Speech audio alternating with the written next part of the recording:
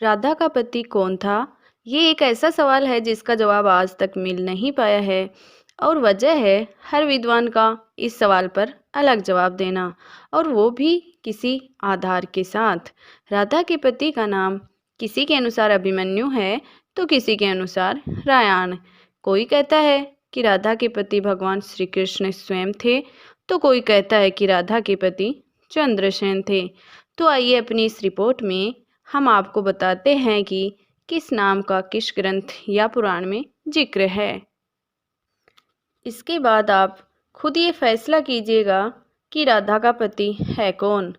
सबसे पहले बात करते हैं भगवान श्री कृष्ण की।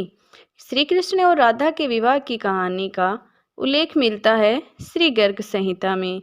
गर्ग संहिता में लिखा गया है कि राधा और कृष्ण का विवाह हुआ था और उसका विवाह खुद भगवान ब्रह्मा ने करवाया था। जानकारी दे दें कि गर्ग संहिता के रचयिता श्री गर्ग ऋषि थे। गर्ग ऋषि यदुवंशियों के कुलगुरु थे। उन्होंने ही कृष्ण और बलराम का नामकरण किया था। गर्ग संहिता में कृष्ण और राधा की लीलाओं का विस्तार से उल्लेख मिलता है।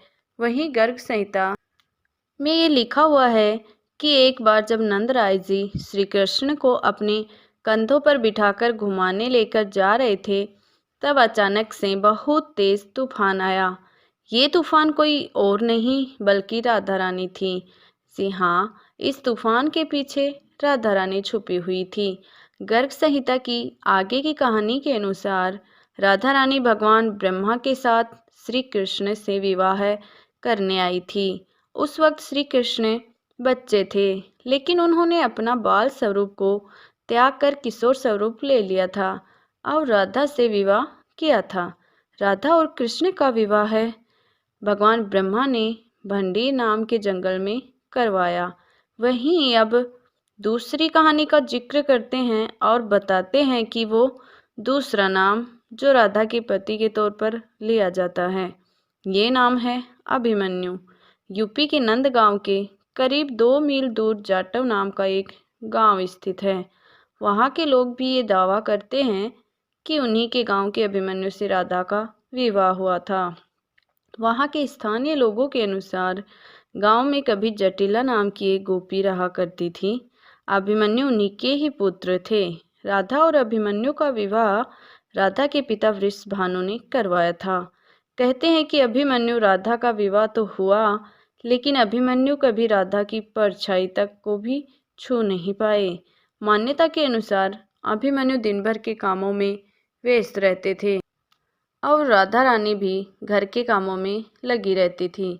और साथ ही अभिमन्यु को लेकर ये भी कहा जाता है कि राधा के समीप जाना तो क्या, अभिमन्यु कभी राधा से बात तक नहीं करते थे। उन्हें राधा से बात करने में इतनी हिचक, इतनी शर्म आती थी। आपको बता दें कि राधा और अभिमन्यु की कहानी पर संदेह इसलिए नहीं किया गया क्योंकि आज भी जाटव गांव में जटिला की हवेली और अभिमन्यु जटिला का मंदिर मौजूद है। जाटव गांव के स्थानीय लोग उसी हवेली और मंदिर को साक्ष्य मानते हैं। अभिमन्यु और उनकी मां जटिला के होने का यानी दूसरा नाम जो राधा के पति के तौर पर लिया जाता है वो अभिमन्यु है। अब बात करते हैं तीसरे नाम की। तीसरा नाम जो राधा के पति के तौर पर लिया जाता है वो है रापाण। रापाण या रायान। रायान नामक एक व्यक्ति थे। कहते हैं कि ये यशोदा के भाई थे और राधा का विवाह इन्हीं के साथ हुआ था। अपने विवाह के पश्चात राधा कृष्णा की मामी बन गई थी और इस बात का उल्लेख ब्रह्मवैवर्त पुराण में मिलता है। आपको बता दें कि ब्रह्मवैवर्त पुराण कृष्ण के जीवन पर समर्पित है। इस पुराण को सबसे प्राचीन पुराणों में से एक बताया जाता है। इस पुराण के अनुसार कृष्ण ही इस ब्रह्मांड को चलाने वाली अलौकिक शक्ति है। वहीं से पुराण ये भी कहता है कि राधा के पति रायान थे, जो कि यशोदा के भाई और कान्हा के गोख में से एक थे। यानी कि गर्ग संहिता के अनुसार राधा के पति भगवान श्री कृष्ण थे। जाटव गांव में मौजूद साक्ष्यों के अनुसार राधा के पति अभिमन्यु थे और ब्रह्मवैवर्त पुराण के अनुसार राधा के पति का नाम रापाण था।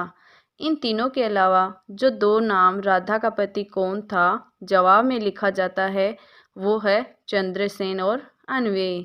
हालांकि आपको बता दें कि राधा साक्षात लक्ष्मी का रूप थी और भगवान श्री कृष्ण विष्णु का स्वरूप थे। तो माता लक्ष्मी ने भगवान विष्णु को धरती पर राधा के रूप में जन्म लेने से पहले ये साफ साफ कह दिया था कि मैं आपके अलावा किसी और से विवाह नहीं करूँगी।